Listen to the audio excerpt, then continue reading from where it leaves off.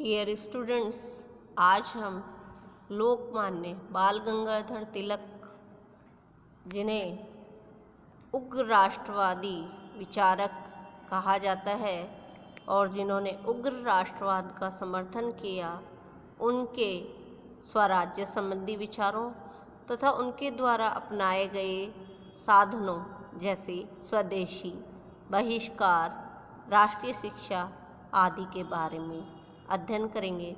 सर्वप्रथम हम चर्चा करते हैं स्वराज्य के बारे में। तिलक का जो संपूर्ण राजनीतिक चिंतन था, उसे अगर एक शब्द में व्यक्त किया जाए तो वह है स्वराज्य। स्वराज्य उनका महत्वपूर्ण सिद्धांत था और जिसे उन्होंने धर्म राज्य भी कहा था।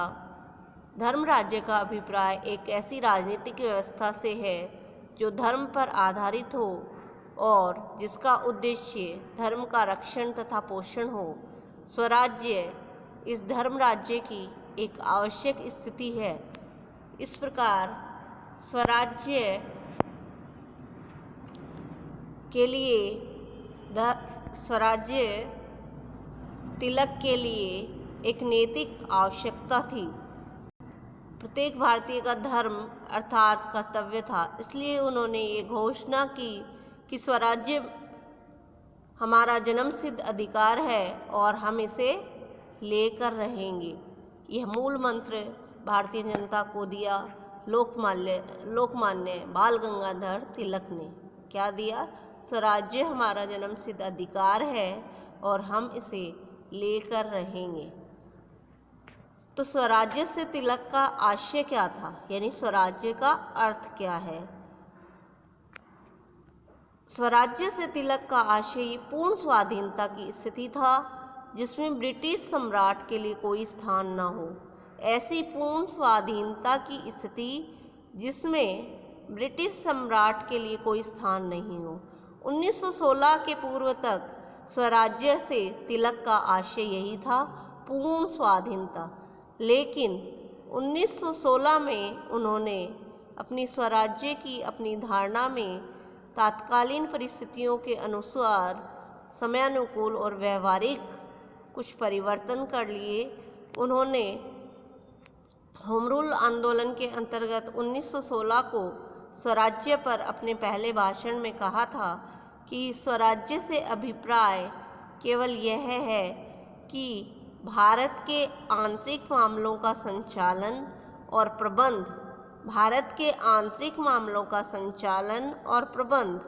भारतीय वासियों के हाथ में हो। हम ब्रिटेन के राजा सम्राट को बनाए रखने में विश्वास करते हैं।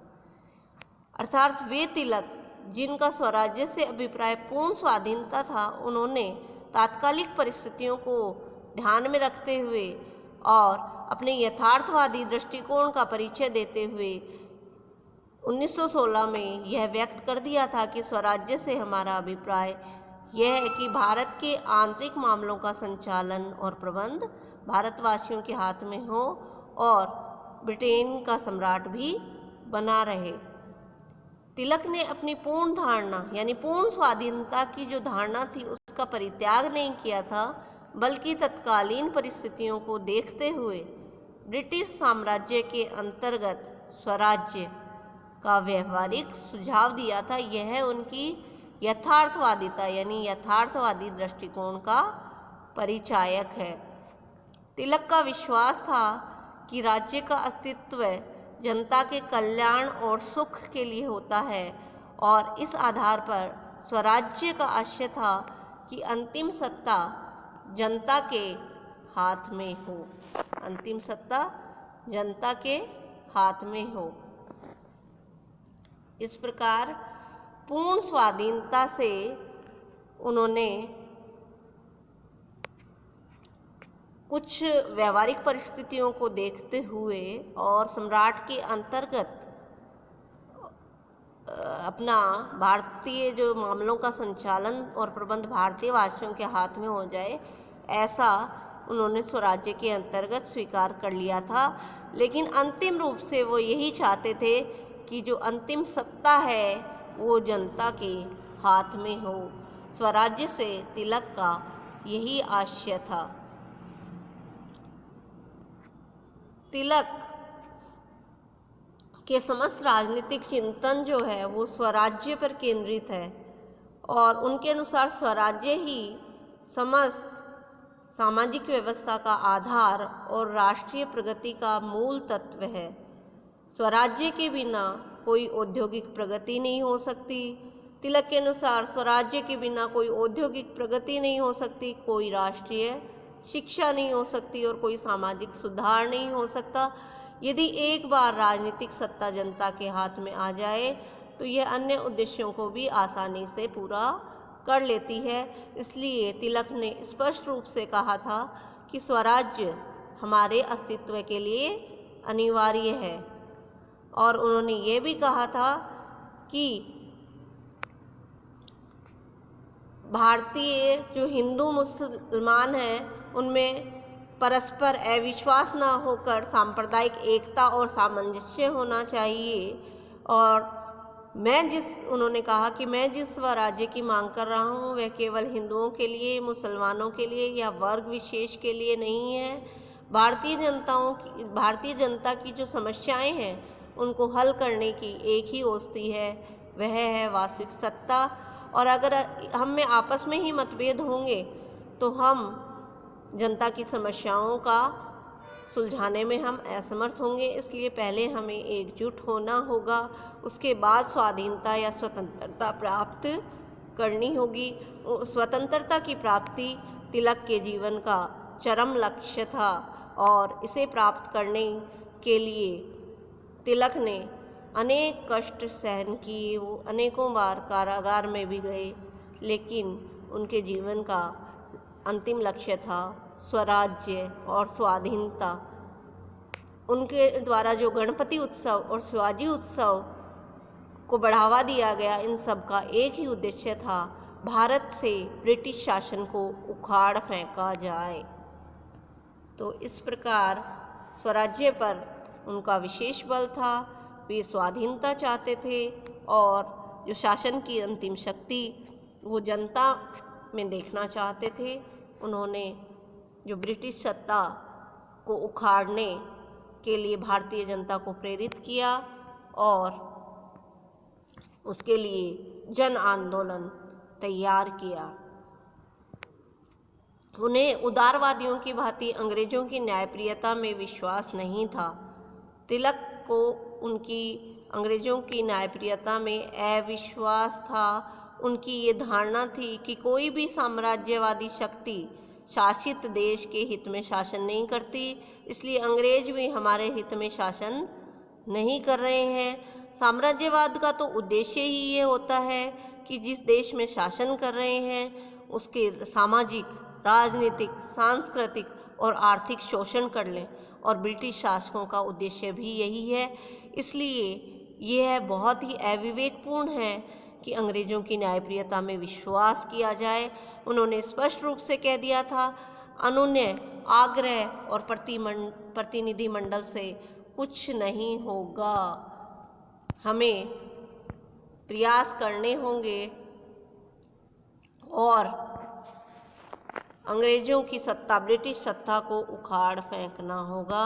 हमें अपनी शक्तियों को संगठित करना होगा और हमें अंग्रेजी शासन या ब्रिटिश शासन का विरोध करना होगा, डटकर मुकाबला करना होगा। तिलक का विचार था कि संवैधानिक पद्धति और उस पर आधारित व्यवस्था किसी देश में जब ठीक हो सकती है जब वहाँ एक संविधान है और शासन जनता के प्रति उत्तरदायी है, तभी सारी राजनीतिक व्यवस्था ठीक से कार्य कर सकती है।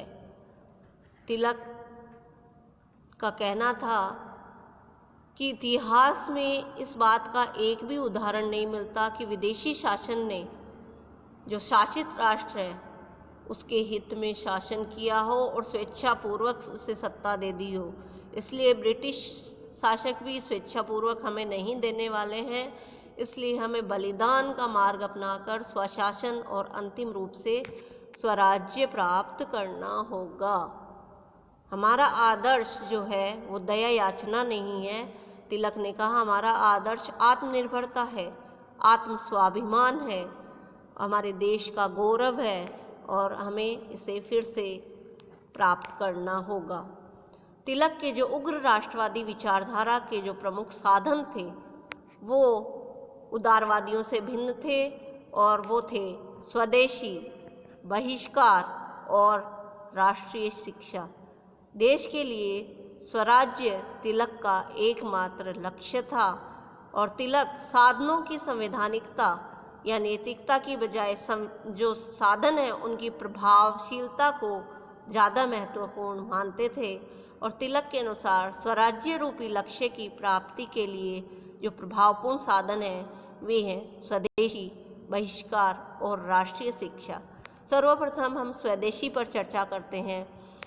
तिलक ने केसरी में लिखा था कि हमारा राष्ट्र एक वृक्ष की तरह है जिसका मूल तना स्वराज्य है और स्वदेशी तथा बहिष्कार उसकी शाखाएं हैं। स्वदेशी से अभिप्राय ये है कि हम अपने राष्ट्र में बनी हुई वस्तुओं का ही प्रयोग करें, विदेशों में बनी वस्तुओं का प्रयोग ना करें। स्वदेशी को उन्होंने देश के आर्थिक विकास के साधन के रूप में अपनाने की बात कही और तिलक ने कहा कि अपने यहाँ निर्मित वस्त्रों को पहनो। वो स्वयं भी अपने हाथ से काते हुए सूत के वस्त्रों से बना कपड़ा ही पहनते थे और ब्रिटिश साम्राज्य के दरबार में भी उन्हीं सूत से बने हुए और करघे से बुने हुए वस्त्रों में वो ब्रिटिश दरबार में उपस्थित हुए थे, वहाँ गए थे। तिलक ने स्वदेशी आंदोलन को आत्मविश्वास और आत्मसम्मान का आंदोलन कहा और गणपति उत्सव के माध्यम से स्वदेशी आंदोलन का प्रमुख रूप से प्रचार प्रसार किया। उन्होंने कहा कि विदेशी वस्तु इस देश में नहीं आनी चाहिए, जो केवल अपने देश में वस्तुएं जो उत्पन्न की जाती हैं और निर्मित होती हैं वही खरीदी जानी चाहिए और उनका ही इस्तेमाल होना चाहिए। और भारत में स्वतंत्र व्यापार की नीति को नहीं अपनाया जाना चाहिए क्योंकि ये देश के उद्योगों को संरक्षण नहीं देती बल्कि उनको प्रतियोगिता की स्थिति में डाल देती है और देश के उद्योग धंधे पतन की ओर अग्रसर हो जाते हैं। तो इसलिए स्वदेशी को ही अपनाना चाहिए और मुक्त व्यापार की नीति का विरोध करना चाहिए। तो ये थे तिलक के स्वदेशी संबंधी विचार। बहिष्कार से तिलक का जो आशय था वो केवल विदेशी माल का बहिष्कार नहीं था। विदेशी माल का बहिष्कार तो करना ही था, किंतु वे ब्रिटिश शासन का भी बहिष्कार चाहते थे। वे शासन की नौकरियों, उपाधियों, सार्वजनिक समारोहों और अदालतों का बहिष्कार करने के समर्थक थे और ये ऐसी स्थिति थी जिसे निष्क्रिय प्रतिरोध का नाम देना भी उचित होगा, इसलिए इसे निष्क्रिय प्रतिरोध भी कहा जाता है। तिलक ने अपने भाषण में कहा था कि यदि तुम में सक्रिय प्रतिरोध की शक्ति नहीं है तो क्या तुम सक्रिय प्रतिरोध की शक्ति अगर तुम में नहीं है तो क्या तुम आत्मत्याग और आत्मसंयम की भी इतनी भी शक्ति नहीं है कि अपने ऊपर शासन करने में विदेशी सरकार की सहायता ना करो। तो वो ब्रिटिश शासन का भी बहिष्कार चाहते थे और तिलक ने लोगों को बहिष्कार का मार्ग सुझाकर इसका राजनीतिक स्वरूप दिखलाकर स्वराज्य का मार्ग प्रशस्त किया। उनके राष्ट्रवादी विचारों में राष्ट्रीय शिक्षा भी महत्वपूर्ण है। यह भी एक उनका प्रमुख साधन था। स्वदेशी और बहिष्कार के साथ साथ उनका राष्ट्रीय शिक्षा भी एक महत्वपूर्ण साधन था। उनकी विचारधारा के अनुसार, उग्र राष्ट्रवादी विचारधारा के अनुसार लोकमान्य तिलक एक महान शिक्षा शास्त्री भी थे और उन्होंने कहा था कि शिक्षा व्यवस्था न केवल छात्रों को देश की स्थिति का सही ज्ञान कराती है और ना ही उन्हें केवल जीविका के लिए तैयार करती है, बल्कि शिक्षा व्यवस्था से ही राष्ट्र आगे बढ़ता है और राष्ट्र में जागृति आती है और शिक्षा के माध्यम से वह देश का सच्चा नागरिक भी बन सकता है और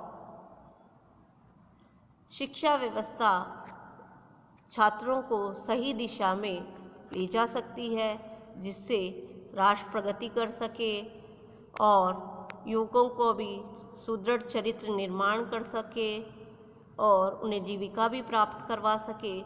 तो शिक्षा ऐसी होनी चाहिए जो इस प्रकार के उद्देश्यों को पूरा कर सके। राष्ट्रीय शिक्षा के लिए तिलक ने कहा था कि शिक्षा को जन सामान्य के लिए सुलभ बनाया जाए और शिक्षा भारतीयों द्वारा ही दी जानी चाहिए और भारतीय उद्देश्यों को ध्यान में रखते हुए शिक्षा दी जाए। इसके अतिरिक्त उन्होंने कहा था कि शिक्षा व्यक्ति के व्यक्तित्व के विकास में सहायक हो और शिक्षा व्यक्ति का सुदृढ़ चरित्र का निर्माण कर सके। शिक्षा युवकों को राष्ट्रीय आंदोलन या राष्ट्रीय जागृति के लिए प्रेरित कर सके और शिक्षा युवकों को जीविका प्राप्त करने के लिए भी तैयार कर सके। तिलक ने स्पष्ट रूप से कहा था कि पढ़ लिख लेना ही शिक्षा नहीं है, शिक्षा वही है जो हमें जीविकोपार्जन के योग्य बनाए, देश का सच्चा नागरिक बनाए और हमें पूर्वजों का ज्ञान तथा अनुभव दे। इस दृष्टि से उन्होंने राष्ट्रीय शिक्षा की जोरदार वकालत की। स्वदेशी आंदोलन के दिनों में राष्ट्रीय शिक्षा के लिए उन्होंने महाराष्ट्र में समर्थ विद्यालय भी स्थापित किए। तिलक की राष्ट्रीय शिक्षा भारतीय पद्धति और पाश्चात्य पद्धति दोनों का समन्वय था। राष्ट्रीय शिक्षा के पाठ्यक्रम में कुछ प्रमुख बातें इस प्रकार थी, जैसे औद्योगिक और प्राविधिक शिक्षा यानी टेक्निकल एजुकेशन पाठ्यक्रम का अंग बने, जिससे शिक्षा जीविकोपार्जन का साधन बन सके। तिलक की राष्ट्रीय शिक्षा का दूसरा महत्वपूर्ण तत्व था धार्मिक शिक्षा। उन्होंने कहा, धार्मिक शिक्षा के बिना किसी को अपने धर्म पर अभिमान या स्वाभिमान कैसे हो सकता है। धार्मिक शिक्षा पर उन्होंने बल दिया और कहा कि धार्मिक शिक्षा से भारतीयों में अनुशासन और अतीत के प्रति सम्मान की भावना का उदय होगा। तिलक ने इस बात पर भी बल दिया कि मातृभाषा के माध्यम से शिक्षा प्रदान करने की आवश्यकता है। मातृभाषा के माध्यम से ही शिक्षा सही रूप में प्राप्त की जा सकती है।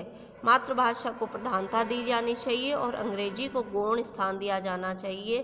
केवल अच्छी अंग्रेजी बोलने वाला ही शिक्षित नहीं है, बल्कि राष्ट्रभाषा और मातृभाषा में शिक्षा दी जानी चाहिए ताकि व्यक्ति उसके मर्म को समझ सके। उन्होंने एक राष्ट्र और एक लिपि का भी समर्थन किया ताकि संपूर्ण राष्ट्र में एकता स्थापित की जा सके।